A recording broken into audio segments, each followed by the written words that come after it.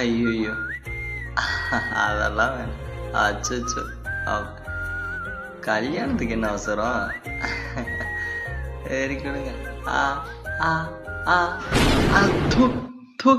அத்தை, மாமா, திவ்யா, எல்லாம் கனவா? ஓ, வழக்கமாக வர்றதுதான். ஆனால் எனக்கு உன்னை பார்த்தா பொறாமையாக இருக்குடா, பொறாமையாக இருக்கு. ஏன்னு சொல்லு.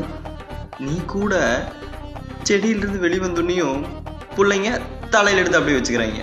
ஆனால் நான் காலேஜிலிருந்து வெளிவந்து 3 வருஷம் ஆச்சு, இன்னும் ஒரு புள்ள திரும்பி பார்க்க மாட்டேங்குது. இன்னும் எங்கள் அப்பா ஜாதகத்தை தூக்கிட்டு பொண்ணு தேடிட்டு இருக்கா. அப்படி அதுலேயும் போன வாரம் ஒரு புள்ள சொல்லுது, 1 லட்ச ரூபா சம்பளம் வாங்கினாத்தா நான் கல்யாணம் பண்ணிப்பேனாமா. டாக்டர் மாப்பிள்ளையாவே இருந்தாலும் 1 லட்ச ரூபா சம்பளம் வேணுமாமா. எந்த ஊர்லடா டாக்டருக்கு 1 லட்சம் சம்பளம் தரேன்? அதுவும் MBBSக்கு எங்கடா தரேன்? 50,000 ரூபா சம்பளத்துக்கு அல்லல் பட வேண்டியதா இருக்கு. ஆனா நீ கெத்துறா, ஏன்னு சொல்லு. நீ கூட பொண்ணுங்க கிட்ட இருந்து வெளிவரப்பதான் காஞ்சு போய் வர. ஆனா நாங்க பொண்ணுங்கிட்ட போறப்பவே காஞ்சு போய் தாண்டா போறோம். ஐ மீன், நீங்க நினைக்கிற காஞ்சு போய் இல்ல, வாடி போய் போறோம்னு சொன்னேன்.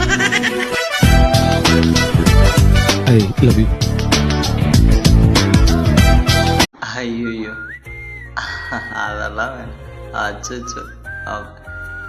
கல்யாணத்துக்கு என்ன அவசரம்? சரி கொடுங்க. ஆ ஆ ஆ ஆ, தூ தூ. அத்தை, மாமா, திவ்யா, எல்லாம் கனவா? ஓ, வழக்கமாக வர்றதுதான். ஆனால் எனக்கு உன்னை பார்த்தா பொறாமையாக இருக்குடா, பொறாமையாக இருக்கு. ஏன்னு சொல்லு. நீ கூட செடியிலிருந்து வெளிவந்துன்னையும் பிள்ளைங்க தலையில் எடுத்து அப்படியே வச்சுக்கிறாங்க. ஆனால் நான் காலேஜிலிருந்து வெளிவந்து 3 வருஷம் ஆச்சு, இன்னும் ஒரு புள்ள திரும்பி பார்க்க மாட்டேங்குது. இன்னும் எங்கள் அப்பா ஜாதகத்தை தூக்கிட்டு பொண்ணு தேடிட்டு இருக்கா. அப்படி அதுலேயும் போன வாரம் ஒரு புள்ள சொல்லுது, 1 லட்ச ரூபா சம்பளம் வாங்கினாத்தா நான் கல்யாணம் பண்ணிப்பேனாமா. டாக்டர் மாப்பிள்ளையாவே இருந்தாலும் 1 லட்ச ரூபா சம்பளம் வேணுமாமா. எந்த ஊர்லடா டாக்டருக்கு 1 லட்சம் சம்பளம் தரேன்? அதுவும் MBBSக்கு எங்கடா தரேன்? 50,000 ரூபா சம்பளத்துக்கு அல்லல் பட வேண்டியதா இருக்கு. ஆனா நீ கெத்துறா, ஏன்னு சொல்லு. நீ கூட பொண்ணுங்க கிட்ட இருந்து வெளிவரப்பதான் காஞ்சு போய் வர.